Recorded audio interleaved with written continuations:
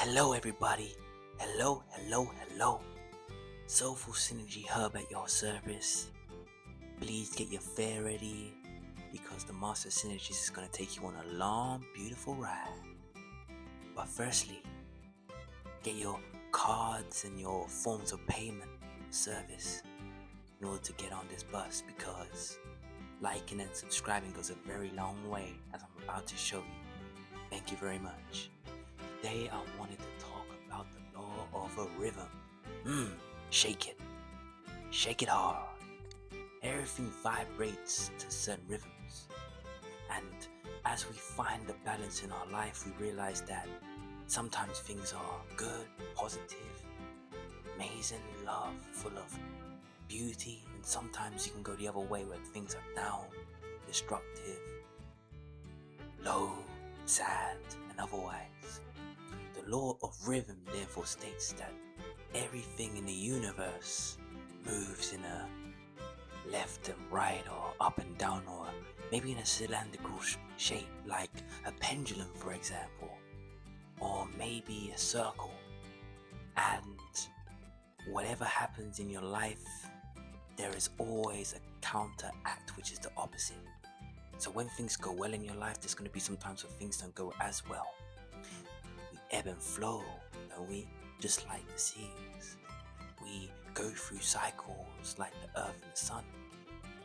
And we go through patterns like we're playing a puzzle or a game of chess. And it's important to understand which way we move and how to think and feel and to correct ourselves when we are going through the alternate mood. For example, there's summer, spring, winter, and fall, or autumn. And with these 4 seasons, we do different things to make sure that we align ourselves with the weather, the humidity, the sunshine, the time in the day, etc., etc. For me, spring to me is a new year, and I use spring as a time to enjoy myself, come out, be more social, write new things, be creative. Summer is time for me to enjoy the sun, do more things, travel, grow more, meet new friendships, and bring out new projects wherever I can. Then autumn is a time where I start to, like the tree, just settle down and be more homely. It gets more darker, so I'm not out as late. And I use this time to put down any ideas or creativity that I want to bring out the next year. And winter is where it's cold, I have the heating on. I usually meet people online instead of in person.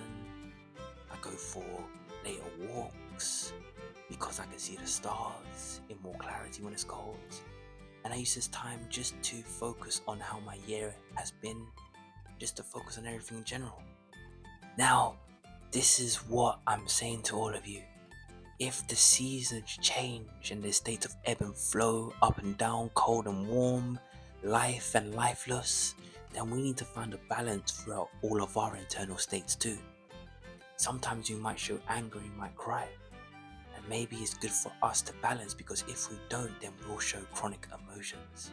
And what that basically means is expression or being in a state of emotion for a prolonged period of time.